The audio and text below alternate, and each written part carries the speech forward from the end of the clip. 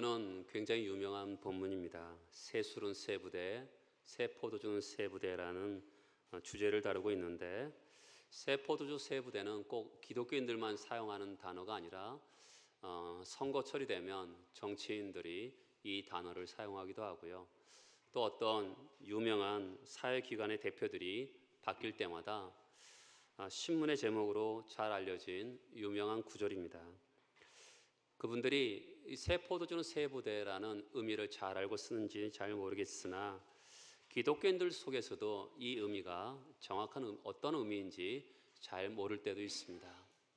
저는 오늘 이 말씀을 본문의 문맥 속에서 1장부터 나오는 문맥 속에서 새 포도주는 새 부대라는 의미가 어떤 것인지 한번 말씀을 나눠보고자 합니다. 1장 15절을 보면 예수께서 첫 번째 한 설교입니다. 때가 찼고 하나님 나라가 가까이 왔으니 회개하고 복음을 믿으라. 하나님 나라가 왔으면 잔치하고 기뻐해야 될 것 같은데 하나님 나라가 왔기 때문에 회개하고 복음을 믿으라. 이것이 예수님의 첫 번째 설교입니다. 이렇게 설교하신 후 예수께서 공생애를 시작하시는데 하나님 나라의 교훈을 가르치실 때마다 주님의 교훈과 주님의 삶은 그 당시에 종교 지도자들과 이렇게 갈등이 많았습니다. 그런 갈등이 오늘 저는 여러분들 같이 세 가지 논쟁 가운데 속에서 오늘 새 포도주는 새 부대가 어떤 의미인지 그것을 여러분들과 나눠보고자 합니다. 2장에 보면 중풍병자를 데리고 이렇게 4명의 친구가 찾아옵니다. 5절에 보면 예수께서 작은 자야 내 죄의 사함을 받았느니라 이렇게 말씀하세요. 그냥 병을 고쳐주면 될 거 아니겠습니까? 근데 병을 고쳐주지 않으시고 내 죄의 사함을 받았느니라 이렇게 하니까 아니나 다를까 7절에서 보면 서기관들이 마음속에 이렇게 생각합니다. 신성모독이로다. 오직 하나님 한 분 외에는 누가 능히 죄를 사하겠느냐. 하나님 한 분 외에는 죄를 사하는 권세가 없는데 이 사람이 죄 사함을 선포할까? 이렇게 의문을 제기하는 것이죠. 예수님께서 그 마음을 아시고 9절과 10절에서 이렇게 얘기합니다. 같이 한번 읽어보겠습니다. 중풍병자에게 내 죄 사함을 받았느니라 하는 말과 일어나 내 상을 가지고 걸어가라는 말 중에서 어느 것이 쉽겠느냐. 그러나 인자가 땅에서 죄를 사하는 권세가 있는 줄을 너희로 알게 하려 하노라. 주님이 고의적으로 말씀하셨다는 거죠. 뭐 때문에? 인자가 땅에서 죄를 용서하는 권세가 있는 줄을 알게 하기 위해서 의도적으로 말씀하셨다는 것입니다. 그렇게 말씀하신 후에 중풍병자에게 일어나 걸으라 고쳐주셨죠. 병을 고치는 것은 쉽습니다. 그런데 그것보다도 더 의도적으로 인자가 땅에서 죄를 사하는 권세가 있다는 것을 보여주고 싶었다라는 것입니다. 이 서기관의 말과 예수님의 말을 합쳐보면 무슨 뜻입니까? 하나님 외에는 죄를 사하는 권세가 아무도 없는데 사람의 몸을 입고 온 이 예수가 죄를 사하는 권세가 있음을 보여주기 위해서 죄 용서를 선포했다. 이렇게 말씀하고 있는 것이죠. 첫 번째 갈등입니다. 두 번째 갈등은 이렇습니다. 예수께서 가버나움 집에서 이렇게 중풍병자의 병을 고친 다음에 죄 사함을 선포한 다음에 또 길을 가시다가 세간에 앉아있는 마태, 세리 마태를 나를 따르라 이러면서 따르게 됩니다. 이 마태가 180도 바뀌게 됩니다. 그리고 예수를 초청해서 세리와 죄인들이 모여서 식사를 하는 장면들이 나옵니다. 그때 그것을 보고 15절, 16절을 같이 읽어보도록 하겠습니다. 그의 집에 앉아 잡수실 때 많은 세리와 죄인들이 예수와 그의 제자들과 함께 앉았으니 이는 그러한 사람들이 많이 있어서 예수를 따라 밀어라. 바리새인의 서기관들이 예수께서 죄인 및 세리들과 함께 잡수시는 것을 보고 그의 제자들에게 이르되 어찌하여 세리 및 죄인과 함께 먹는가. 이 당시 사람들은 예수를 하나님을 잘 믿기 위해서 무엇을 했냐면 죄인과 세리와 구별을 했습니다.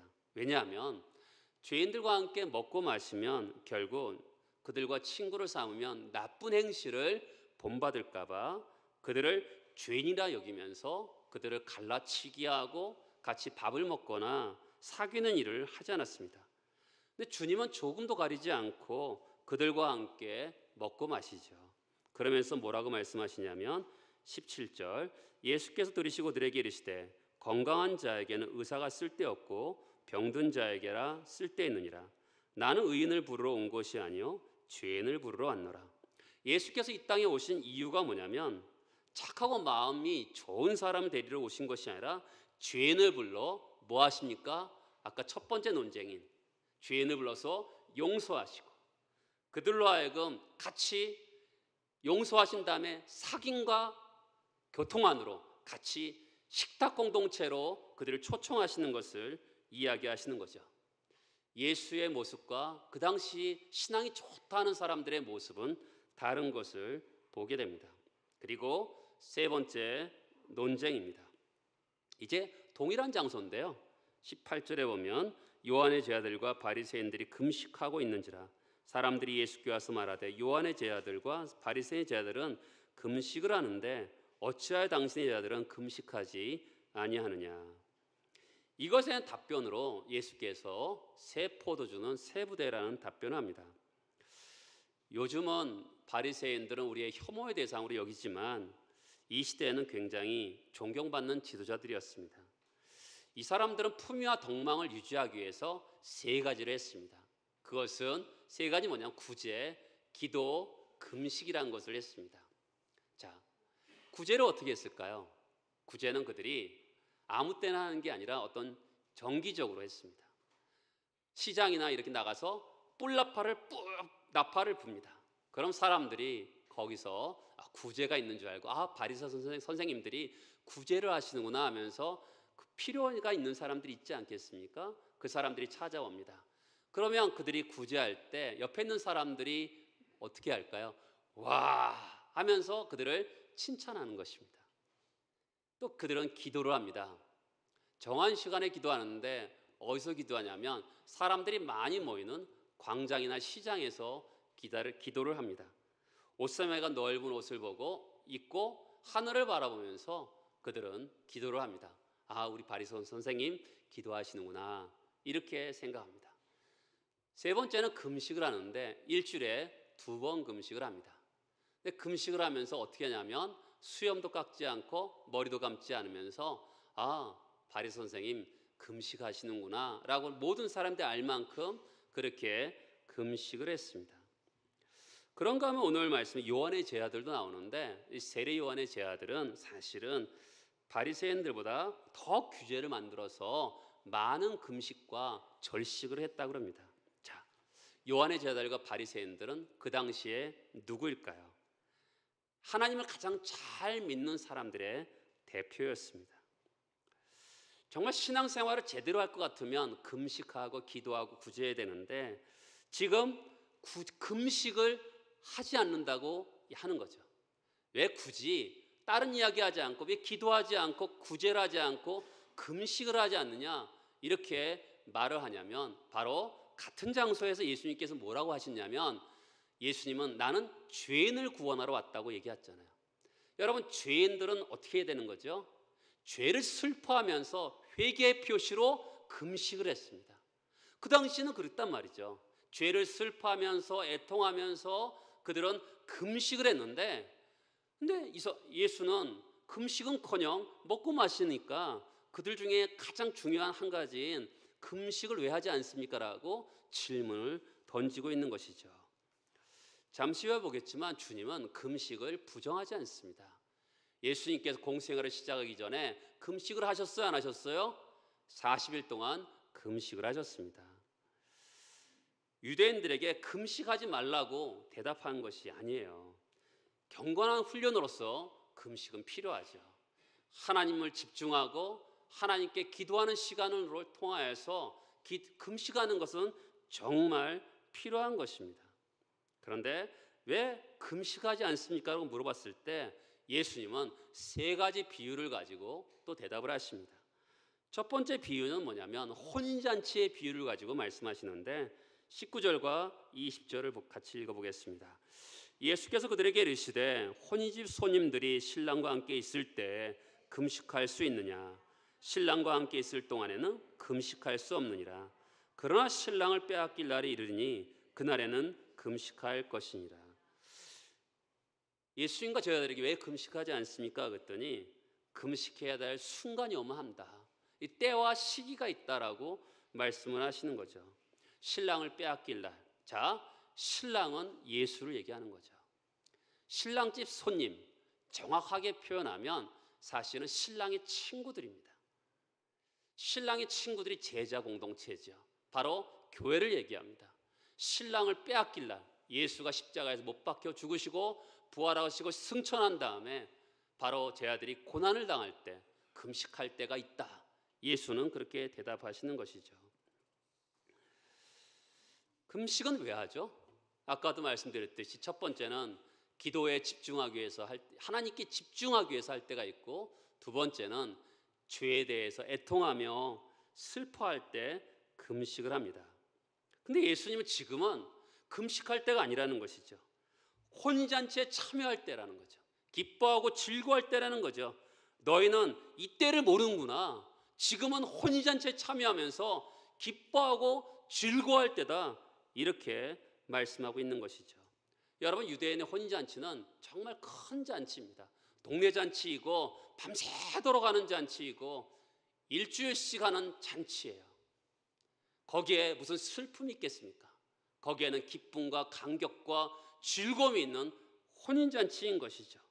예수께서 이 땅에 하나님 나라를 가지고 오시면서 바로 그 예수를 받아들인 사람들에게는 질고 아픔과 슬픔이 있음에도 불구하고 하나님 나라의 그 즐거움과 기쁨과 감격이 있음을 우리들에게 말씀하고 있는 것이죠.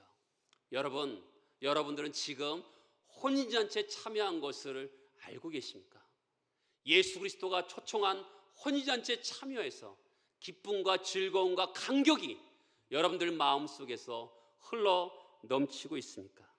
이것을 저는 자주 예수 믿는 맛이 무엇인지 아십니까? 라고 여러분들에게 말씀을 드렸습니다. 사람들은 어떤 근거에서 기뻐합니다. 자녀가 잘 되고 사업이 잘 되고 또한 뭔가 일이 잘 풀리고 어려움도 없는 그런 근거가 있을 때 기뻐합니다. 근데 그런 기쁨은 굉장히 한계가 있고 굉장히 좁습니다.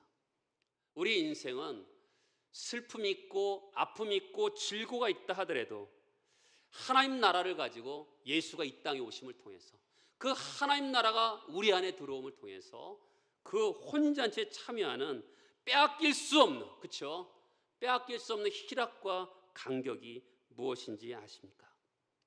여러분, 저는 가끔 가다가 환경의 변화가 있고 사람과의 관계가 틀어진다 하더라도 마음의 견고함이 있어서 여러분들 가운데 속에서 하나님이 주시는 기쁨과 감격을 빼앗기지 않기 위해서 기도할 때가 있습니다. 여러분, 눈물이 있고 실망도 있고 상처도 받고 좌절도 있지만 지금은 애통할 때가 아니라 바로 하나님 나라가 들어옴을 통해서, 그렇죠? 아까 순서가 어때요? 제가 여러분 문맥 속에서 말씀드린다 했잖아요. 하나님 나라가 왔어요. 죄가 용서를 받았어요. 그렇죠? 그러면서 혼인잔치에 참여한 줄 알고 영광스러운 때인 줄 알고 희락과 감격을 느끼는 것이 지금이다라고 말씀하고 있는 거죠. 희락과 감격을 모르면 직무유기인 것이죠. 하나님이 열어놓으신 그 기쁨을 아십니까? 여러분, 아픔이 있으면 아픔이 있는 대로, 슬픔이 있으면 슬픔이 있는 대로 감사하면서 견고하게 흔들리지 않는 그런 예수 믿는 맛이 무엇인지 아십니까? 저는 오늘 오후에 시편 13편을 설교하면서 어느 때까지니까 라는 그런 이야기가 있어요. 4번 어느 때까지입니까? 라고 하는데 사실은 악한 세상 사람들이 자기를 괴롭히는 것 때문에 하나님 어느 때까지입니까? 나는 언제까지 근심하며 살아가야 됩니까? 사실은 환경 속에서 우리들은 끊임없이 기쁨을 빼앗길 때가 많습니다. 그런데 그 시인은 과거에 하나님께서 경험한 그 하나님의 경험을 가지고 미래에 하나님 기쁨을 주실 것을 찬양하고 있는 그런 모습을 보게 됩니다. 여러분들에게는 그 하나님을 신뢰하면서 오는 그런 기쁨이 있습니까? 어떤 환경 속에서도 우리 안에 그런 기쁨이 있습니까? 어느 외국에 있는 신학교에서 한 학기가 끝난 다음에 교수와 학생이 1대1 미팅을 했습니다. 자네를 내가 한 학기 동안 봤는데 복음이 만들어낸 기쁨을 자네 얼굴 속에서 볼 수가 없네. 자네 소명이 있는가? 그 소명이 만들어내는 하나님 정말 불렀다면 자네에게 그 기쁨이 얼굴 속에 있어야 되는데 그런 기쁨이 있는가? 그런 질문이 뭐예요? 학교 고만다니라는 얘기 아니겠습니까? 복음이 만들어내는 기쁨이 없다면 그 하나님 나라가 우리 안에 진짜 있다 그러면 복음이 만들어내는 기쁨이 있어야 된다고 말을 하는 것이죠. 금식에 대해서 두 번째 비유로 예수님이 21절에 보면 생배 조각을 낡은 옷에 붙이는 자가 없나니 만일 그렇게 하면 기운 새 것이 낡은 그것을 당겨 헤어짐이 더하게 되느니라. 20대, 10대들은 잘 모르지만 40대 이상들은 아실 겁니다. 대부분 구멍 뚫은 양말을 신고 거기서 이제 기워서 신었던 기억이 납니다. 이 생배 조각은 가공된 옷이 아니라 가공 전에 그런 원단을 얘기합니다. 우리가 어렸을 때는 옷을 사면 딱 맞는 옷을 사면 빨면 그 다음에 못 입습니다. 왜 그러냐면 갑자기 확 줄어들거든요. 어느 정도 돼야지 사야지 빨면 수축이 덜해지거든요. 근데 2000년 전에는 옷감이 오죽했겠습니까? 그러니까 2000년 전에 옷이 더 수축이 됐겠죠. 그러니까 헌옷이 갑자기 구멍이 뚫어졌어요. 그래서 생배조가 원단을 댔습니다. 더러워서 빨았어요. 어떻게 됐을까요? 생배 조각이 갑자기 줄어들겠죠. 옷 매무씨가 없어지겠죠. 그러면서 그 줄어들면서 헌옷을 당기면서 틀어지겠죠.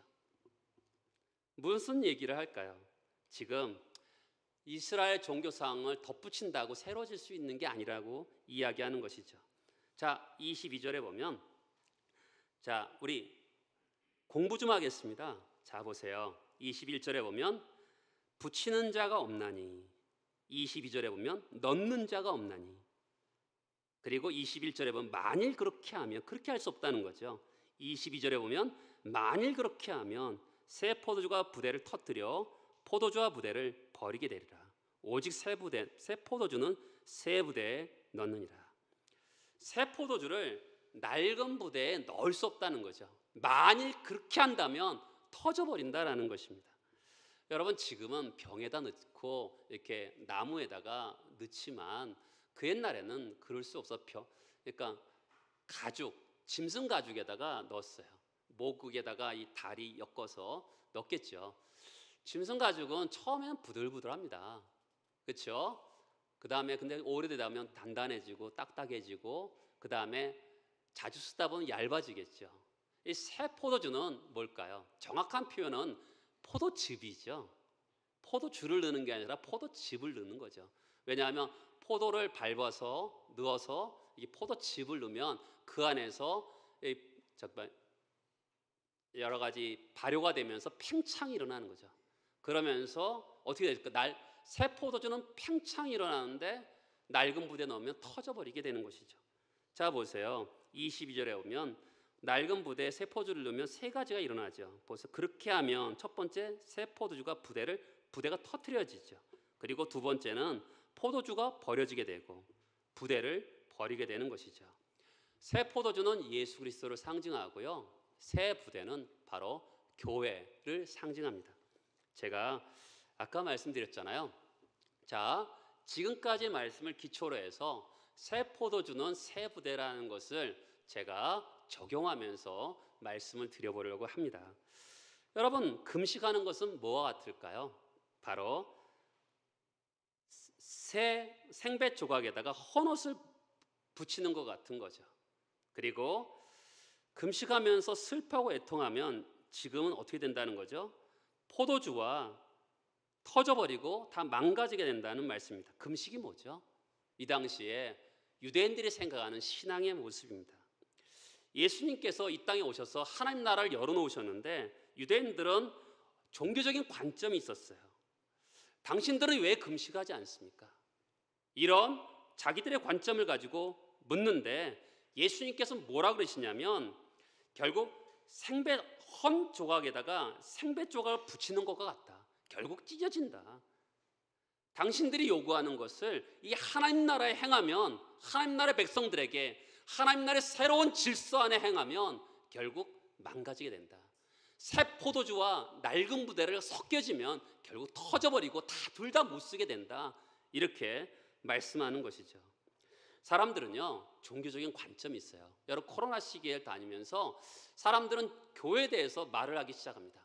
교회는 이렇게 해야 된다, 저렇게 해야 된다라고 하면서 자기들의 관점이 있습니다.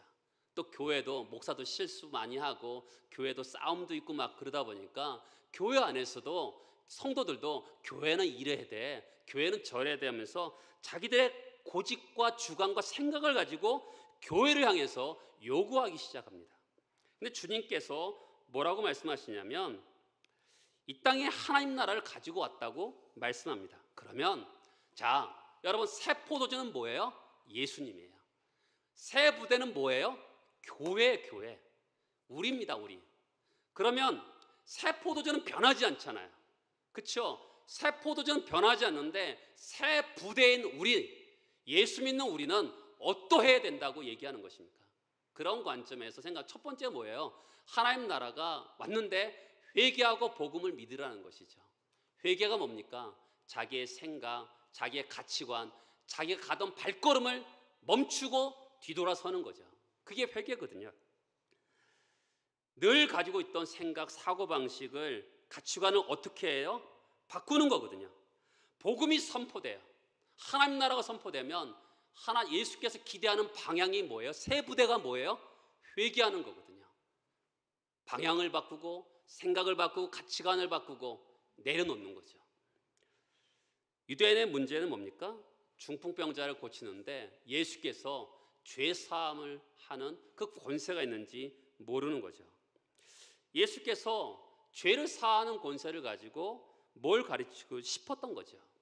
여러분, 유대인들은 율법이 있었잖아요. 율법은 뭡니까? 여기서 말하면 소위 말해서 그들이 생각하는 금식, 그렇죠? 그것은 그들에게 그들이 가지고 있는 종교적인 관점이에요. 율법은 뭐 하죠? 죄를 깨닫게 합니다. 아, 이게 죄구나. 그리고 죄를 인식하게 합니다. 그리고 어떤 걸 하죠? 죄를 억제합니다. 그렇죠? 우리도 어떤 가치관을 가지고 있으면 죄를 우리 스스로도 억제를 하잖아요. 그런데 하나님 나라를 가지고 왔어요. 어떻게 되죠? 죄가 용서되죠. 그리고 죄를 미워합니다. 그리고 죄를 이기는 능력이 생기는 거예요. 그렇죠? 그것이 하나님 나라의 질서인 거죠. 근데 이들은 단지 율법을 가지고 죄를 깨닫고 죄를 인식하고 죄를 억제하는 정도에 머물러 있는 거죠. 그런 부대를 가지고 하나님 나라의 새 포도주를 만나면 어떻게 돼요? 터져버리는 거죠.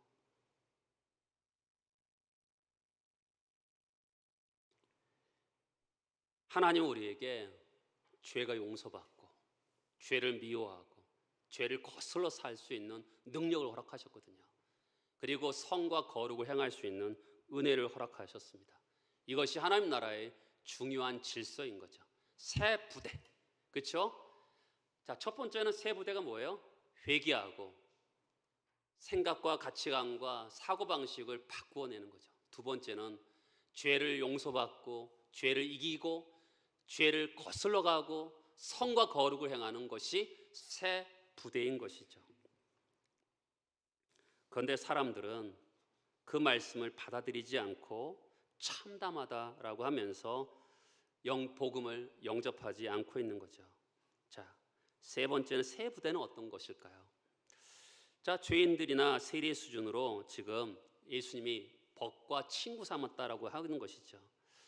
초대교회에 남아있는 문헌 중에서 교회를 향한 제일 큰 비난이 뭔지 아세요? 야, 이 세상에 제일 실패한 자들이 어디 있는지 봐. 교회에 있어. 그 당시에는 가장 실패한 자들이 모인 곳이 교회였다고 합니다. 그들이 그것을 비난했다 그래요.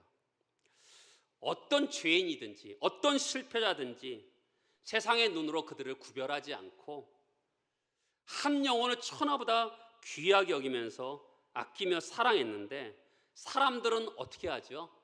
사람들의 신분과 옷을 가지고 배우지 못함과 실패한 사람들이 모임이다 하면서 교회 역사에서 계속적으로 비난했던 것을 보게 됩니다. 그들은 세상의 관점과 가치관을 가지고 그렇게 보니까 새로운 질서가 왔는데, 그렇죠? 죄가 용서받고 정말 생각과 가치관이 바뀌고 그런 혼인잔치가 있는데, 그런데 그들은 금식하지 않습니까? 라고 옛날의 잣대를 가지고 우리에게 대하는 것이죠. 그렇죠? 저는 개인적으로 한국교회 가장 큰 현재 문제는 중산층 이상의 교회가 된 것이 문제라고 생각합니다. 그렇죠? 실패자들, 가난한 사람들, 배우지 못한 사람들이 교회에 많이 없습니다. 그렇죠?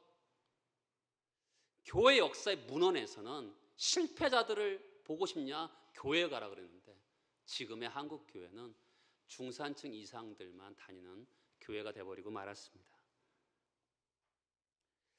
교회 안에서도요, 생각을 바꾸고 방향을 바꾸고 가치관을 바꾸고 그렇게 하는 과정 하나도 없이 그냥 교회를 다니는 분들이 있습니다. 어떻게 되겠어요? 터져버리겠죠. 그렇죠? 새 포도주이신 그 예수님을 자기 생각과 가치관을 가지고 있으면 담을 수가 없는 거죠. 낡은 생각을 가지고 있으면 어떻게 담겠어요? 터져버리고 마는 것이죠. 기독교는요, 어떤 사람이든지 가동기를 멈추고 방향을 돌이키는 과정이 있어야지만이 하나님 백성이 되는 것입니다. 기독교는요, 자기가 가지고 있는 가치관을 가지고 교회를 다닐 수 있는 게 아니에요. 기독교는 절대로 그러지 않습니다. 내가 생각하는 이런 가치관이 이렇다고 생각하면서 예수를 같이 머무르면 포도주도 쏟고 부대도 터지고 마는 것이죠. 우리가 복음 앞에 서서 회개하고 하나님 말씀 믿음으로 반응해야지만이, 그래야지만이 하나님 나라 안으로 들어가는 것이죠. 여러분, 그것이 무엇인지 아십니까? 자기의 논리, 자기의 방식, 자기의 주장을 절대로 꺾지 않는 폐역함을 가지고 자기가 옳은 대로, 소견에 옳은 대로 신앙생활을 해요. 그러면 말씀에 반응하려고 하지 않습니다. 그럼 어떻게 될까요? 죄송하지만 부대도 터지고 포도주도 망가지는 거죠. 사랑하는 여러분, 그렇게 예수를 믿는 것은 참되게 예수를 믿는 게 아닙니다. 내 생각을 바꾸고 방향을 바꾸고 가치관을 조정하면서 회개하고 복음을 믿을 때 그것이 성경이 말하는 참된 신앙인 것이죠. 그런 사람에게 뭐가 있겠어요? 환경이 변하고 사람과의 관계가 어그러짐에도 불구하고 빼앗길 수 없는 희락과 기쁨이 무엇인지 알게 되는 것이죠. 믿음이 만들어내는 존귀와 영광을 누리게 되는 것입니다. 사랑하는 성도 여러분, 여러분들이 세상을 바라보는 눈, 여러분이 가지고 있는 가치관을 내려놓고 하나님 말씀을 받아들이고 그 말씀 앞에 굴복하신 적이 있으십니까? 하나님 나라가 왔는데 회개하고 방향을 바꾸는 과정은 하나도 없이 고집 피우고 주관을 가지고 경험, 논리 그대로 붙들고 교회를 왔다 갔다 하는 분들은 없으십니까?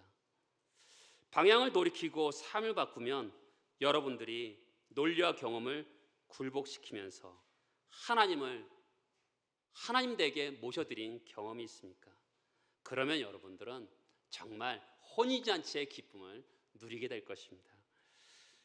여러분 한 명도 빠짐없이 바른 신앙, 바른 믿음으로 주님을 모셔드리고 하늘의 기쁨이 무엇인지 그 신앙의 회복의 역사가 있기를 예수 그리스도의 이름으로 축복합니다. 다 같이 일어나셔서 기도하시겠습니다.